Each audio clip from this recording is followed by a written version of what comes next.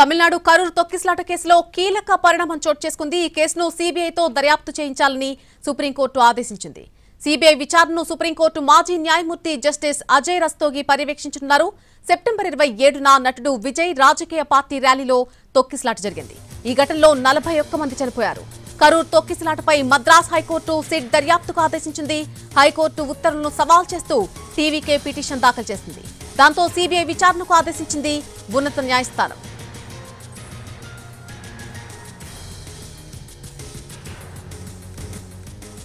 తమిళనాడు కరూర్ తొక్కిసలాట కేసులో ఒక కీలక పరిణామంగా దీన్ని చెప్పుకోవచ్చు. ఈ కేసును సీబీఐతో దర్యాప్తు చేయించాలని సుప్రీంకోర్టు ఆదేశించడం జరిగింది.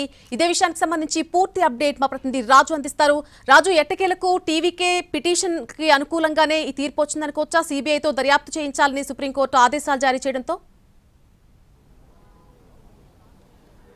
ఎస్ నళిని, నిజంగా అంటే ఏ విధంగానైతే తమిళనాడులో టీవీకే బహిరంగ సభకు సంబంధించినటువంటి కార్యక్రమంలో ఒక్కసారిగా జరిగినటువంటి తొక్కిసలాట ఏకంగా 47 మంది అక్కడికక్కడ చనిపోయారు. అయితే దానికి సంబంధించి పెద్ద ఎత్తున ఆరోపణలు జరిగాయి. విజయ్ దీనికి బాధ్యుడు అంటూ స్థానికంగా ఉన్నటువంటి పార్టీలు ఆందోళన చేశాయి. అతన్నే దోషిగా చిత్రీకరించేటటువంటి ప్రయత్నం కూడా జరిగాయి. అయితే దీనికి సంబంధించి మద్రాస్ హైకోర్టు మాత్రం ఏ విధంగానైతే స్పెషల్ ఇన్వెస్టిగేషన్ టీంను ఏర్పాటు చేసి విచారణ జరపాలని చెప్పి ఆదేశాలు జారీ చేశారు. అయితే స్థానిక ప్రభుత్వం అంటే తమిళనాడు ప్రభుత్వం ఆదేశాలతో జరిగేటటువంటి ఈ సిట్ విచారణ ఖచ్చితంగా తమకు వ్యతిరేకంగానే ఉంటుంది.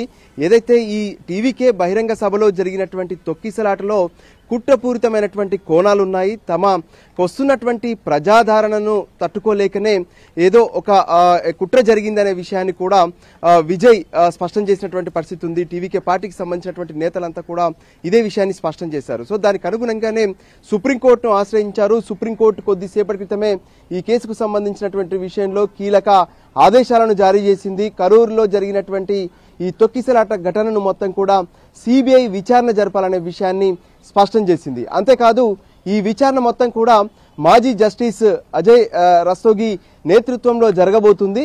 ఈ కమిటీలో తమిళనాడుకు సంబంధించినటువంటి 2 ఐపీఎస్లు ఉంటారనే విషయాన్ని కూడా స్పష్టం చేశారు. అయితే ఆ 2 ఐపీఎస్లు నాన్ తమిళనాడుకు సంబంధించినటువంటి వాళ్ళు ఉండాలనే విషయాన్ని కూడా స్పష్టం చేశారు. దానికి అనుగుణంగానే ఇక ఈ కేసు సిబిఐ విచారణ జరపబోతుంది. మొదటి నుంచి కూడా టీవీకేతో పాటు టీవీకే చీఫ్ విజయ్ సైతం ఇదే విషయాన్ని స్పష్టం చేశారు. అంటే దీంట్లో ఒక స్వతంత్ర ప్రతిపత్తి కలిగినటువంటి దర్యాప్తు సంస్థ జరిపితేనే ఇది సరైనటువంటి ఆధారాలతో పాటు సరైనటువంటి దర్యాప్తు జరుగుతుందనే విషయాన్ని స్పష్టం చేశారు.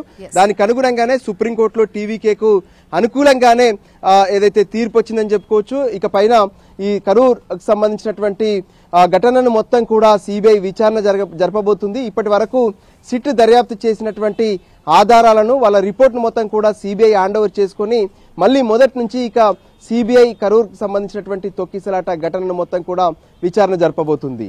Right Raju, thank you for the live update.